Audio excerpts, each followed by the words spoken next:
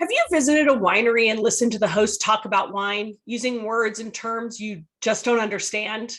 Have you looked on the back of a label and not understood what the words mean? Does wine speak sound like another language? Then you're in the right place. In this episode, we will review some of the must-know wine terms and offer very brief explanations. Enjoy the video, give it a like, and subscribe to our channel for more.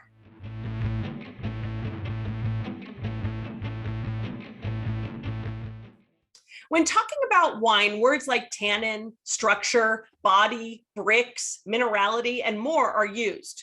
But what do they really mean? Today, Cindy and I are going to cover 25 useful wine terms you should know. Acidity is a naturally occurring component of every wine. The liveliness and crispness in wine that activates our salivary glands makes our mouth water. It's the tingle on the tongue, the sharpness on the palate, the mouth watering at the end. Alcohol by volume is listed on a bottle in the abbreviation ABV. A dry wine will typically be between 11 and 15% ABV, and fortified wines are higher, like 18% ABV. Dessert wines, which have residual sugar, will be between 5 and 10% ABV. Appellation is a legally defined geographical location used to identify where and how grapes are grown and made into wine. In the US, we use the term AVA, which is the abbreviation for American Viticultural Area. To put a regional AVA on a label, a minimum of 85% of the grapes must have been grown in that AVA, unless it's a county AVA, in which case 75% minimum applies. Balance is a term used when the elements of a wine, the acid, the sugars, the tannins, and the alcohol come together in a harmonious way. Barrel fermented. Instead of fermentation taking place in stainless steel tanks, the grapes are fermented in oak barrels, resulting in a richer, creamier, sometimes oakier style of wine. A blend is a wine made from more than one grape variety. In California, a wine must be 75% of the listed variety in order to be called that on the label. Otherwise, it's considered a blend. Body is how the wine feels in the mouth. A great way to think about it is similar to milk. A light-bodied wine is akin to non-fat milk. Medium-bodied wine is like whole milk, and full-bodied wine is similar to cream or a creamer. Brix is a scale used to measure the level of sugar in a grape. White grapes are generally harvested between 20 and 24 Brix, and red grapes are usually harvested between 22 and 26 Brix. If you multiply Brix by 0.55, you'll be able to calculate the wine's future alcohol level.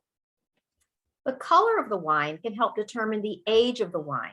White wines grow darker in color as they age, while red wines turn brownish orange.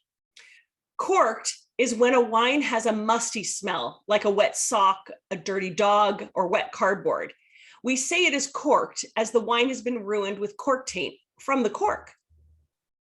Earthy is a term used to describe aromas and flavors that have a certain soil-like quality. Fermentation is the process by which sugar is transformed into alcohol. Fermentation begins after the addition of yeast to the grape juice. Yeast can be added or they can be natural and come from within the winery. Filtering and fining is a process after fermentation where proteins and dead yeast cells are removed. A fining agent such as egg whites or a vegan clay-based agent like bentonite are added to the wine. These fining agents bind to suspended particles and cause them to drop out of the wine. Not all wines are fined and filtered, though. Unfiltered wines can have a cloudy look.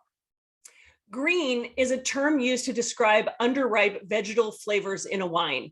It's not uncommon to hear this word used when describing Cabernet Sauvignon or Cabernet Franc that may have been picked too early. Lees are the dead yeasts and grape solids left in the barrel after fermenting the wine. The wine may be left on the lees, also called sur lie, for a period of time. This adds texture to the finished wine. Legs, also referred to by the French as the tears of a wine, are the droplets or streaks of wine that form on the inside of a wine glass as you move the wine around. Legs are the result of alcohol in the wine or soap in your glass. So while legs are great to look at, they really do not tell you if a wine is good or not. Malolactic fermentation is a secondary fermentation, often occurring in barrels, whereby harsher malic acid is converted into a creamier lactic acid. The secondary fermentation makes the wine taste smoother and creamier. Nearly all red wines and some white wines go through mallow. Minerality is a common descriptor in wine. It's really a non-scientific term, but it's used to describe flavors that smell or taste like rocks or organic matter, such as soil. Oxidized is what happens when a wine is exposed to too much air. The wine will have smells similar to bruised apples in white wines and nail polish remover in red wines. Racking is the process of moving wine from barrel to barrel while leaving sediment behind. Tannins are natural compounds found in wine, and they create an astringent, drying, and bitter flavor on the tongue. Typically, red wines are more tannic than white wines.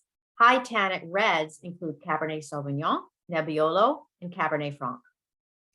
Terroir, from the French word terre, which means earth, and it describes the entire natural environment where a particular wine is produced. This includes the soil, the climate, and the topography.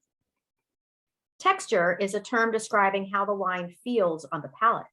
Variety, or sometimes called varietal, but let's just be clear that varietal is an adjective and variety is the noun. But variety is one grape type. Vintage is a particular year in which the harvest took place. So, while it's nearly impossible to include every word related to wine, we hope these 25 words are a start to increasing your wine vocabulary. Let us know if there's another wine term you would like us to explain. Give this video a like and subscribe to our channel for more.